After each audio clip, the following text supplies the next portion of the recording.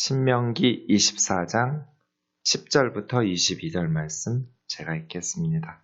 내 이웃에게 무엇을 구워줄 때 너는 그 집에 들어가서 전당물을 취하지 말고 너는 밖에 서 있고 내게 꾸는 자가 전당물을 밖으로 가지고 나와서 내게 줄 것이며 그가 가난한 자이면 너는 그의 전당물을 가지고 자지 말고 해질 때 그 전당물을 반드시 그에게 돌려줄 것이라. 그리하면 그가 그 옷을 입고 자며 너를 위하여 축복하리니 그 일이 내 하나님 여호와 앞에서 내 공의로움이 되리라. 곤궁하고 비난한 품꾼은 너의 형제든지 내 땅 성문 안에 우거하는 객이든지 그를 학대하지 말며 그 품삯을 당일에 주고 해진 후까지 미루지 말라. 이는 그가 가난함으로 그 품삯을 간절히 바람이라. 그가 너를 여호와께 호소하지 않게 하라. 그렇지 않으면 그것이 내게 죄가 될 것임이라. 아버지는 그 자식들로 말미암아 죽임을 당하지 않을 것이요 자식들은 그 아버지로 말미암아 죽임을 당하지 않을 것이니 각 사람은 자기 죄로 말미암아 죽임을 당할 것이니라.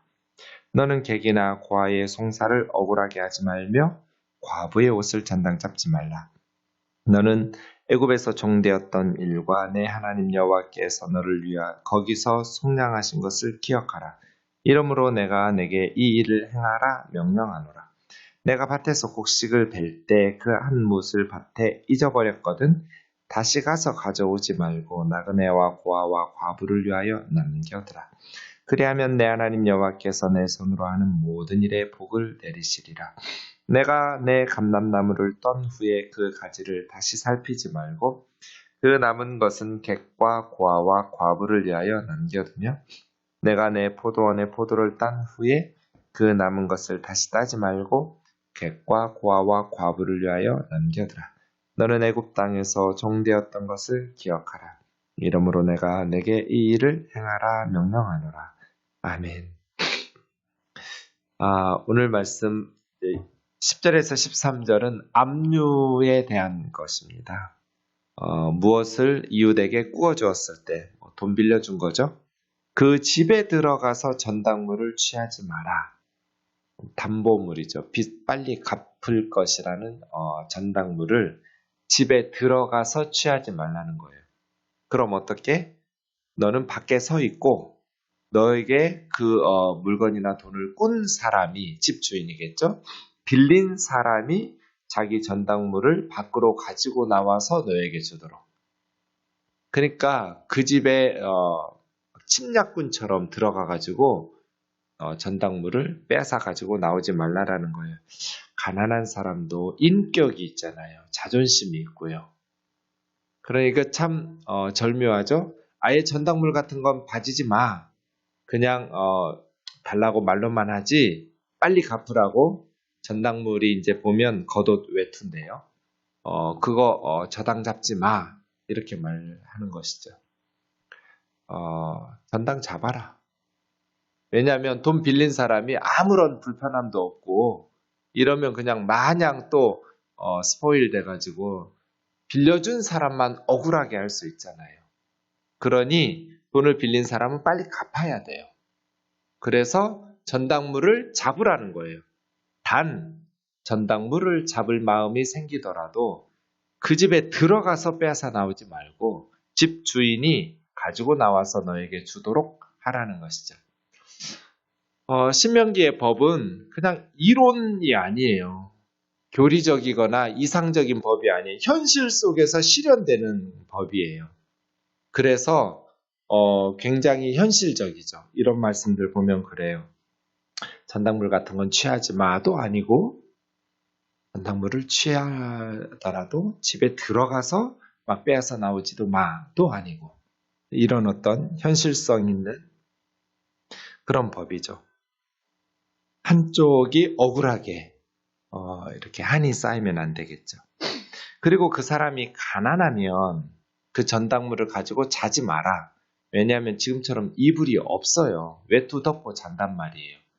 그럼 가난한 사람은 여분의 옷이 없겠죠.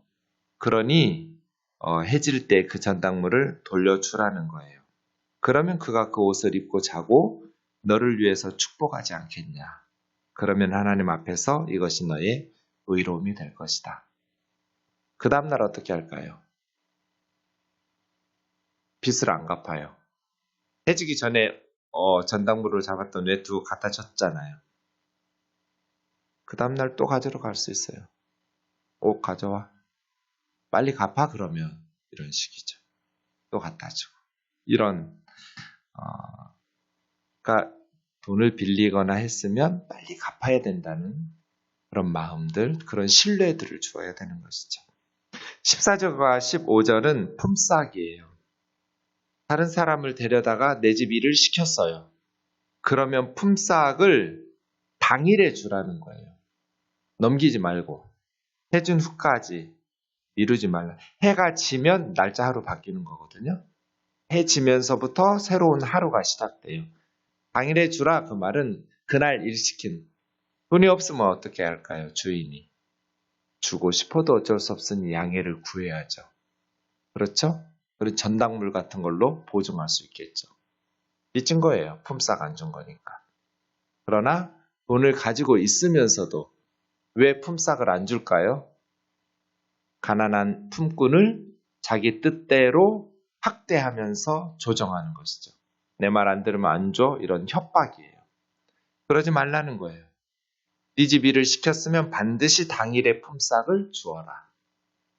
제때제때 주라는 거예요. 가난한 사람은 품삯을 간절히 바라지 않겠어요? 그거 가지고 집안 식구들 먹여 살릴 생각과 계획을 가지는데 만약에 품삯을 안 주면 없을 때는 어쩔 수 없어요. 돈을 가지고 있을 때 밤 넘기지 말라는 거야. 하나님 앞에 호소하겠죠? 그러면 하나님께서 너를 죄라고 해서 징계하시겠죠.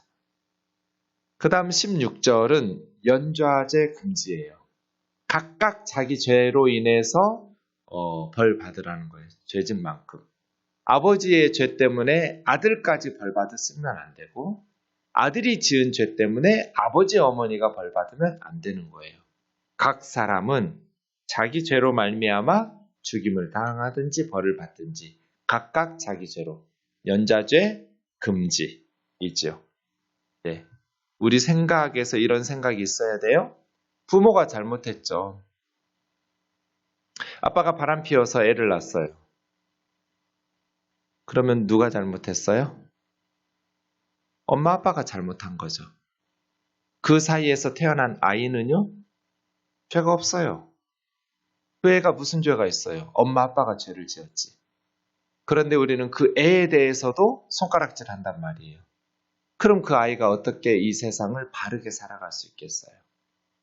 부모 때문에 아이에게 정죄하고 비난하면서 그 아이의 앞길을 막는 일들이 흔히 있는데 그런 일은 없도록 그 아이에게 격려하고 바르게 살아갈 수 있도록.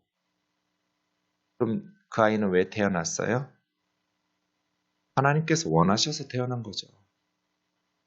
엄마 아빠는 죄를 지었지만 그 아이가 태어난 것은 하나님의 뜻이잖아요. 하나님께서 그 아이가 세상에 나오기를 간절히 원하신 아이예요.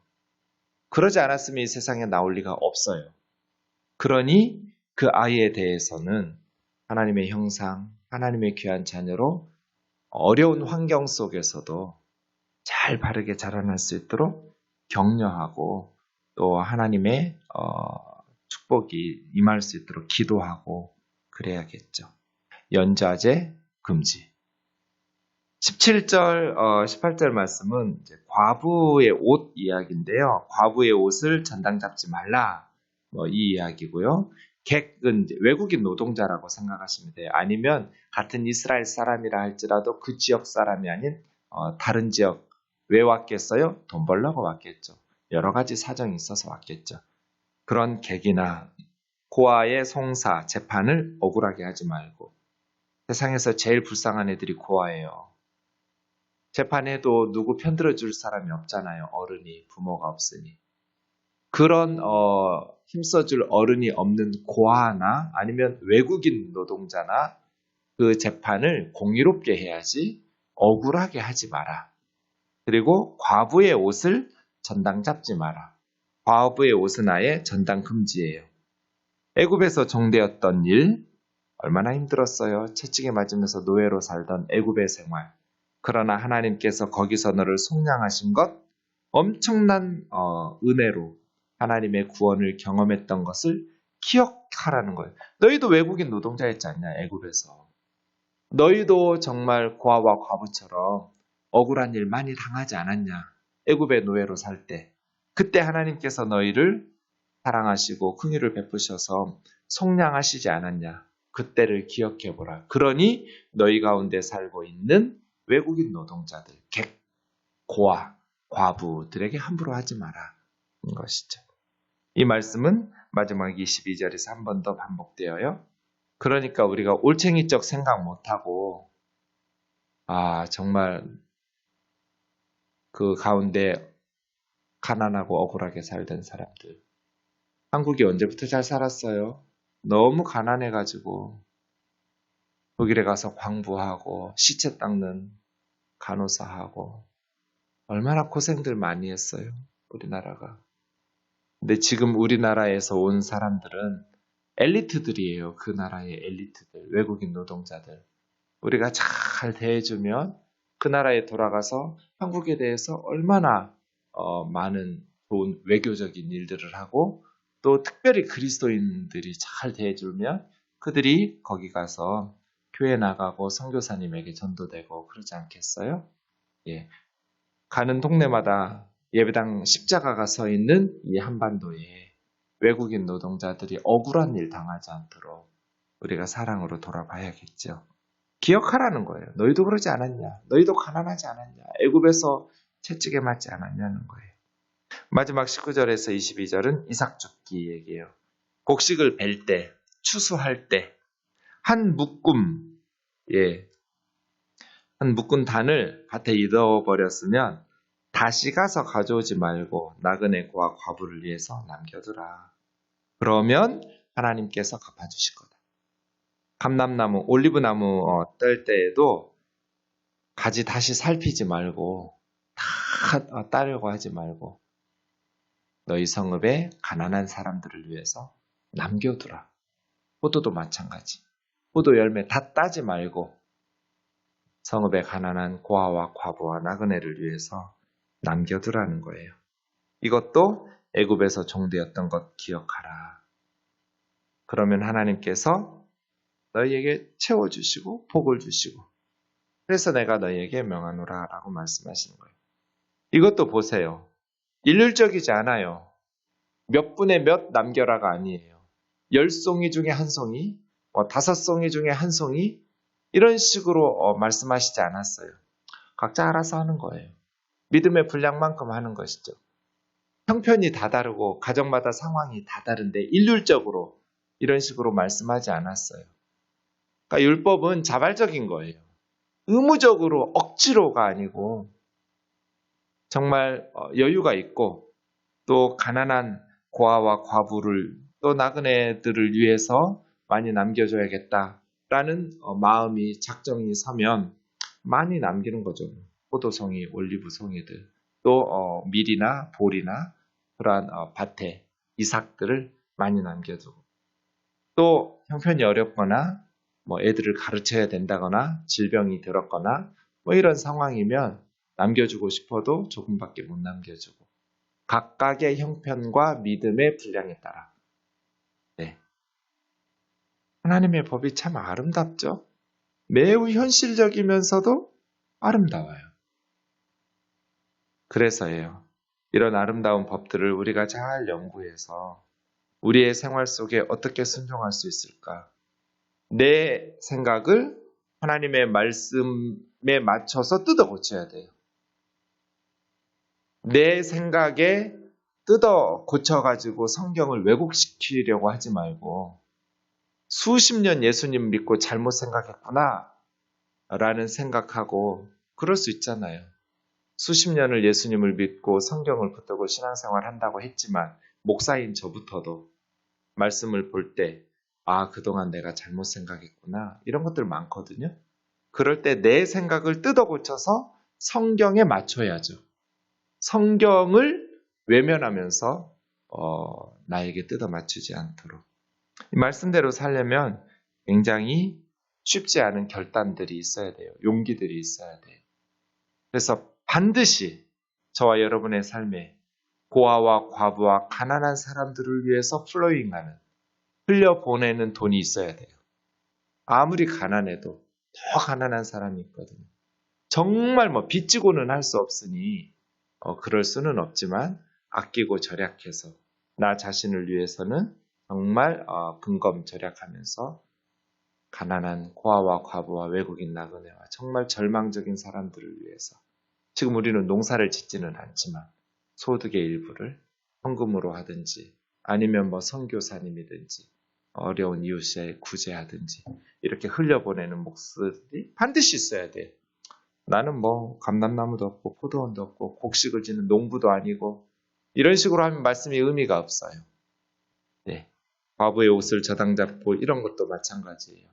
가난한 사람의 자존심과 인격을 짓밟으면 안 돼요. 그렇다고 해서 마냥 안 갚아도 되고 이런 건 아니에요. 집에 들어가서 끄집어고 나오지만 않으면 돼요. 그 사람의 인격을 존중. 그러나 갚으라고 요구하는 이런 균형 있는 지혜로운 것들이 필요하게 되겠죠. 일을 시켰는데 돈이 없으면 월급을 주고 싶어도 못 주죠. 양해를 구해야 돼요. 그러나 돈이 있는데 그 사람을 지배하려는 어떤 목적으로 품삯을 미루면 안 돼요. 약속한 날짜에 월급 줘야 되는 것이죠. 연좌제 금지도 말씀드렸어요. 부모의 잘못을 자녀들에게, 반대로 자녀의 잘못을 부모들에게 더 씌워가지고 그 공동체에서 따가운 눈총을 받게 하면 안 되는 거예요. 부모는 못된 짓 했지만 자녀는 훌륭한 아이로 자라날 수 있잖아요. 그런 나라가 좋은 나라죠. 아멘이죠? 그래서 미국 좋은 나라예요. 오바마 보세요. 아버지가 누군지도 몰라요. 근데 대통령도 돼요. 우리나라 같으면 어땠을까요? 절대 못했을걸요. 기도하겠습니다. 사랑하는 하나님 아버지, 하나님의 말씀에 맞춰서 우리의 생각과 가치관을 변화시켜 말씀의 사람으로 살아가게 도와주옵소서. 이 말씀이 우리 귓가에 잠깐 머물렀다가 떠나지 말게 하시고 우리 마음속에 깊이 남아서 우리의 삶을 변화시키고 우리의 생각을 변화시키는 하나님의 자녀들로 살아가게 도와주시옵소서. 예수님의 거룩하신 이름으로 기도하옵나이다. 아멘.